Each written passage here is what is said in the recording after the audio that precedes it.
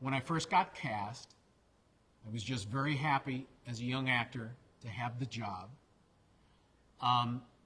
In the screening of it, you know, I thought it was great. I had a good time, but I never thought that 40 years later, even though in New Jersey they went absolutely wild, I did not think that it had that kind of staying power. I was mainly a stage actor. I went to SUNY Purchase, got a BFA in acting, also was at PCPA in California, where I essentially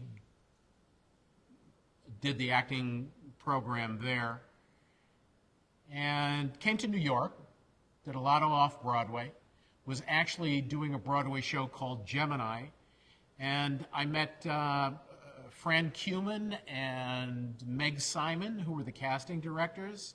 I had met them before on different projects, but they cast Friday the 13th Part 2. And, essentially through them, because of the audition process, met Steve Miner.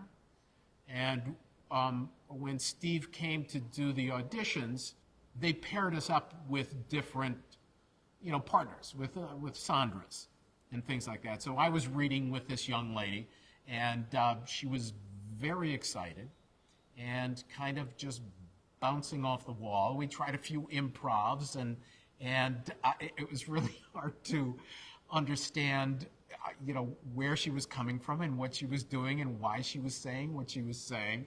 So after she came out with something that was, just totally out in left field, I looked at Steve Miner, and he looked at me, and we had this moment where, you got to be kidding. And that's, even though in retrospect, of course, I think that's when I got the job. Whether that's true, I don't know. You'd have to talk to Steve. But we did have a definite connection about this young actress that I was working with, because I connected with Steve doing this audition. And it turned out that, I got along great with Steve. I would run all sorts of ideas by him on set, or when we got to set, or before we got to set. Some of the ideas he kept, some of them he didn't. It was like I wanted black tennis shoes. I wanted to smoke, which of course Steve said, no way, we're not doing that. There were different things that I bounced against him that he just said no. But I think I really enjoyed Steve. He was a lot of fun to work with, and I also enjoyed Marta. She was a lot of fun to work with too. And Stu Charno, who plays Ted. Stu and I had a great time. He was just as crazy in real life as he is in the film. So, we had a good time. It was fun. I didn't know I had a working title of Jason. It was like once I got the job, call me anything but late to dinner. I was very happy to be working on a film, and we were having a great time. So, no, I did not know that it had a working title. The impact had not happened yet. I mean, certainly we were able to see screenings of it. And, we had heard about it because so many New York actors had worked on the first one. And, in that day and age, all the young actors struggling in New York, everybody knew everybody. And certainly, in fact, Kevin Bacon, I'd actually gone bowling with Kevin Bacon. We had done a few things. So there was a bowling alley on the Upper West Side that everybody went to, and it was always kind of a big actor thing where everyone would show up and bowl really badly. And so I had known Kevin, I don't know, for a while. And so certainly when the first part came out, I knew Kevin and knew that he had done it, and knew that, certainly also it had to do with the fact that Halloween was so gigantic that people were not surprised in New York that they were doing other horror films to ride on those coattails. You know, sometimes you get lucky, and actually, you know, obviously it worked out very well for Paramount. I don't specifically remember the timing because part 2 was so fast after part 1. I'm sure that it was probably available, you know, on, you know, regular screens, but they gave us a screening. At least I was able to see it at a screening. Yeah, I thought it was pretty cool. Yeah, you know, the thing is that, and I'm not really a horror fan, and certainly not at the time, but yeah, I thought that it worked very well, especially, you know, given the parameters that they filmed under. You know, that it's a low-budget film, because certainly I knew that part 2 was going to be low budget, and, you know, that they did, you know, a pretty tremendous job for what they started out with. I'm pretty sure that the hat was my idea, because I also wore that hat in Dressed to Kill, which was a film I had done before Friday the 13th. With Steve, I actually had tried to come up with more of a street character than what Kevin had done in part 1. And certainly when I saw the truck, it seemed to me that this was a real street kid, and that he was much more interested in, you know, cars and vehicles and you know, who knows what all else. And the only real reason why he was there was because his girlfriend, Sandra, had convinced him to come up and do this gig with her. And, you know, who knows? Might get laid, you know, that was my motivation. It's like, well, okay, we'll drive up in the truck, we'll go have a good time. And also because Stu Charno, who was playing Ted, apparently we had known each other from before the film. And that was the other reason to come up, you know, come and have a good time with Sandra and Ted. Part 2 was shot in Kent, Connecticut, right on the border of New York and Connecticut. And those little towns that we also shot in with Ted and Walt and Stu Charno, I keep on calling him Ted, those, and actually the bar itself, they were local locations, but all near Kent, Connecticut, and right on that New York-Connecticut border. Oh, we didn't even pay attention to that. I mean, the thing was, we were in this Boy Scout camp that was, God knows, you know, nobody had cars. The only time that you could get to town is if somebody on the crew or somebody on the staff or somebody took you. And because we were filming all night and sleeping all day, I never got to the town. I have no idea whether there was any life in the town at all. The one good thing that was fun, that night that I did, you know, run in behind, and we were in the bar that whole night, there was a foosball table. And I think it was Stu and I, you know, because essentially you put down your 50 cents or your quarter or whatever it was, and you have to get beaten off. Somebody has to beat you to take your place, because then it's just 2 new challengers come and put down their quarter or their 50 cents and continue to play. Stu and I stayed on all night long. We never got beaten. So we became foosball champs at that bar that they filmed those scenes. You know, we had a great time on set. We were there, I don't know, you know, I think total, I think it was 10 weeks, the whole shooting. It was a boys' camp, a Boy Scout camp that was about a mile around the lake from the set camp. So there were 2 camps on this lake, and they shot at the one set, which was, you know, around the lake, and we all stayed in the Boy Scout camp, which you know, had better facilities, you know, better cabins, better, you know, not a restaurant, but they had, you know, the cafeteria for the boys whenever they were there. It was very easy to quickly form you know, a camaraderie with the crew and with the cast, And other than the Jason and Amy Steele and John Fury, because they worked longer and more than the rest of us. But, you know,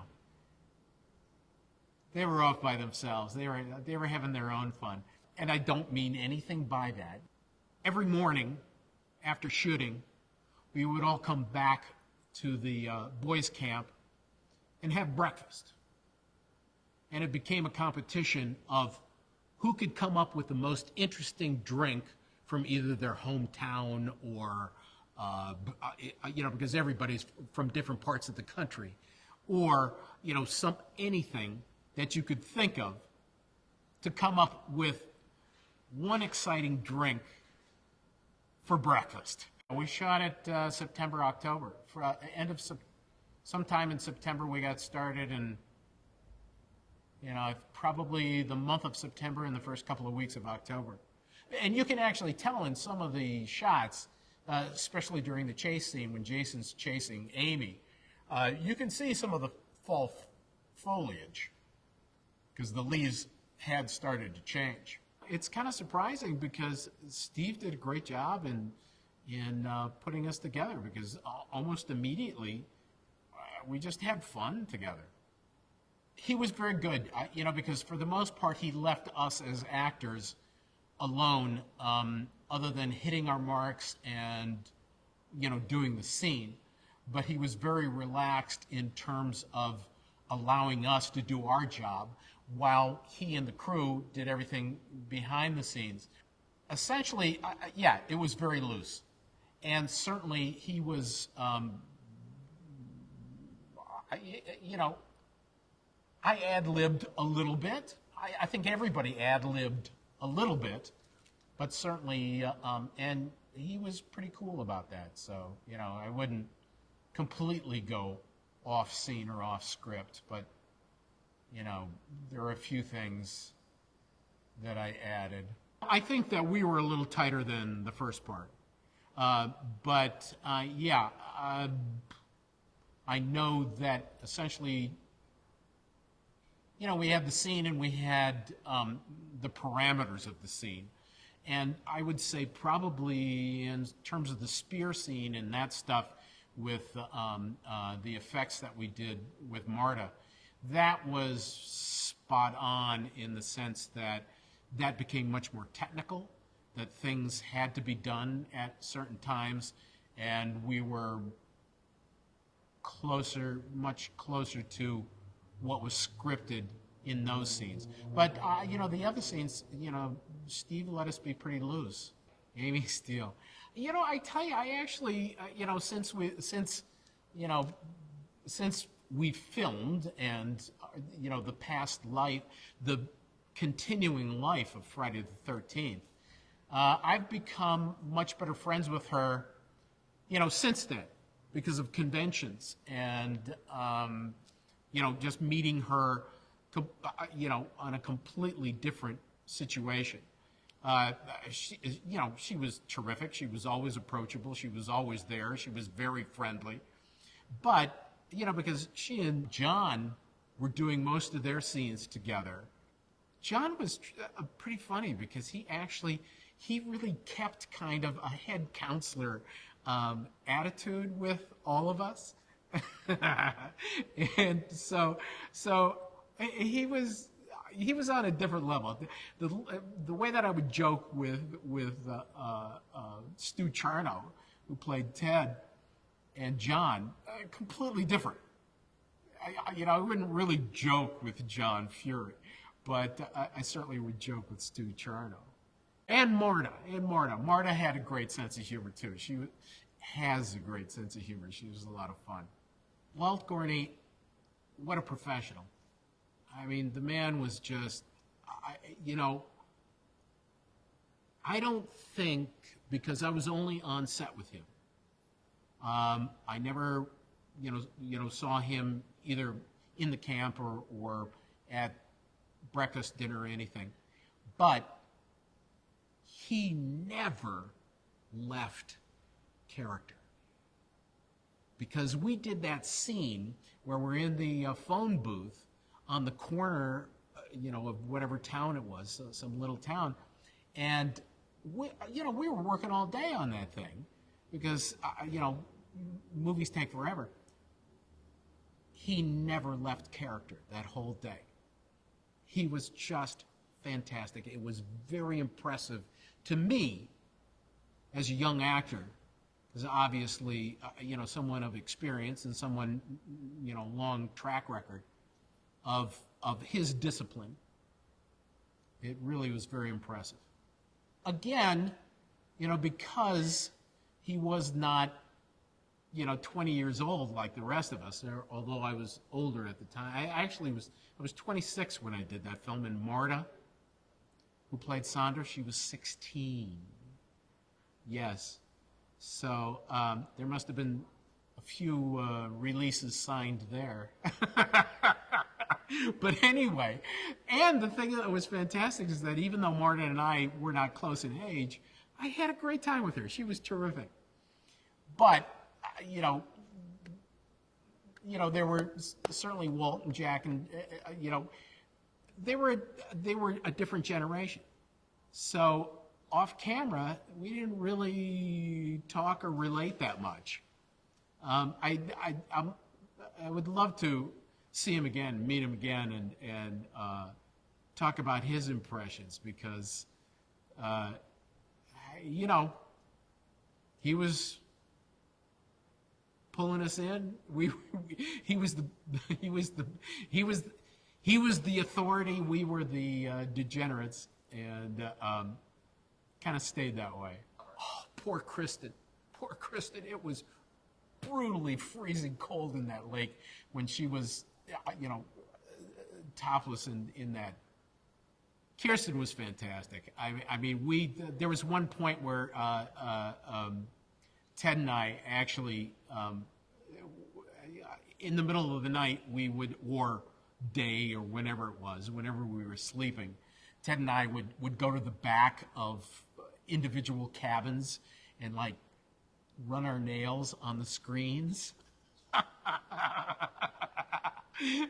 And apparently Kirsten was really petrified, and also Lauren-Marie. So we didn't play favorites, and they really kind of, we terrorized them as much as we could as the adolescent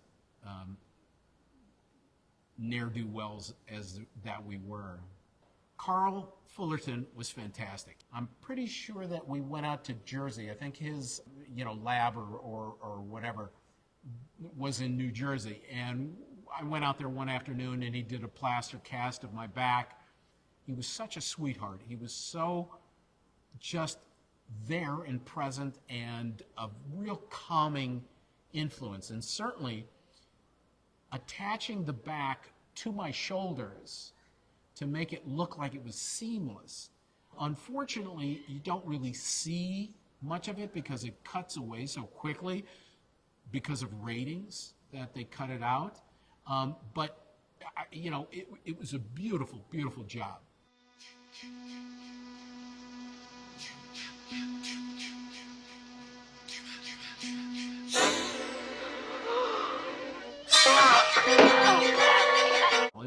Carl actually put the spear in our back, and unfortunately all that stuff ended up on the floor because we did this whole thing, and certainly it's documented in terms of me lying in the bed with a fake back and the spear and the blood and everything. None of that made it, but we did that. It took 2 takes, and I was essentially in this fake bed that had a hole in it so that I could be kind of on my knees, and they attached the latex and the plaster of Paris back so that they could actually spear through the latex into the plaster of Paris, and then the blood would come out.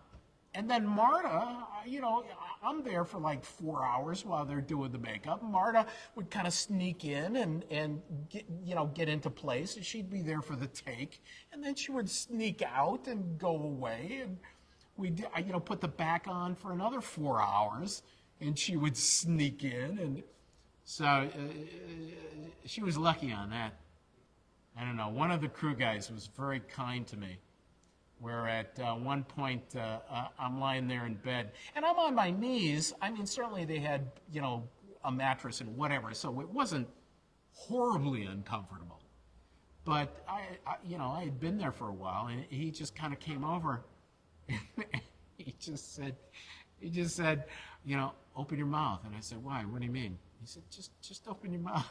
He kind of blew something into my mouth. I have no idea what it was. I have no idea. It could have been snuff. I don't know. But essentially, it made the rest of that day much, much easier for me.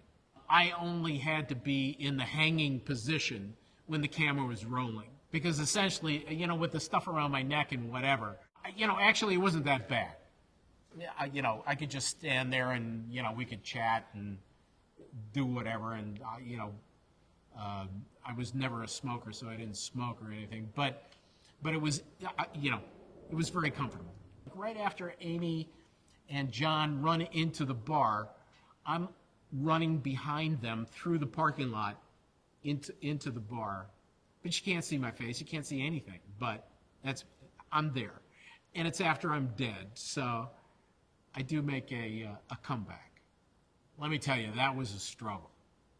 I talked to Steve for a long time about that before we did it. He really did not want to do it because he was afraid that, you know, somehow my face would be shown. I don't know.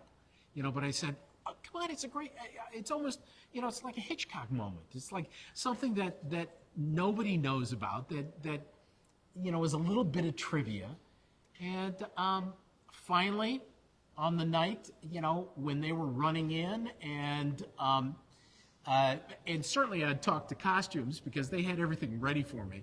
And he finally said yes, and we did it. Okay, make a run for it. Move it. I'm going.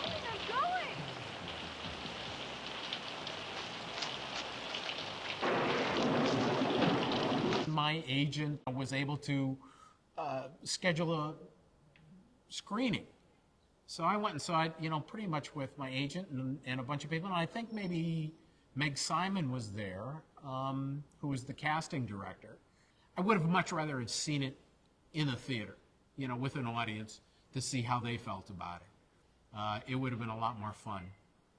I went to New Jersey, and this is after it had been running for a while.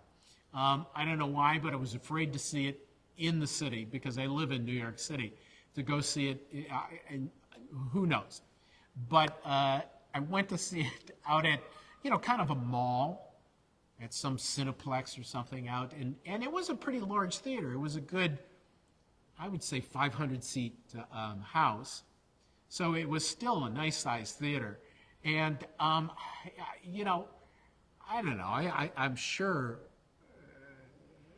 you know, I probably had a hoodie on or something, you know, because my ego thinking that I was going to be mobbed after the movie. Nobody paid attention to me. Nobody said anything to me. But it was fantastic to watch it with an audience. It's really, as with, even like with a roller coaster, you know, you really want to go over the top and over that hill and hear everybody in the train screaming. It was fun. Nobody expected it to open as #1. You know, certainly none of the actors did. That was a surprise. Nobody expected that. Well, I'm sure that the producers did, but certainly none of the actors did. I was shocked and amazed that they continued, you know, to the series and continued to make them one after another after another. And I kept on thinking, and of course, only from my own experience with our script, that it was, you know, a remake of #1, that how many different ways could they remake it?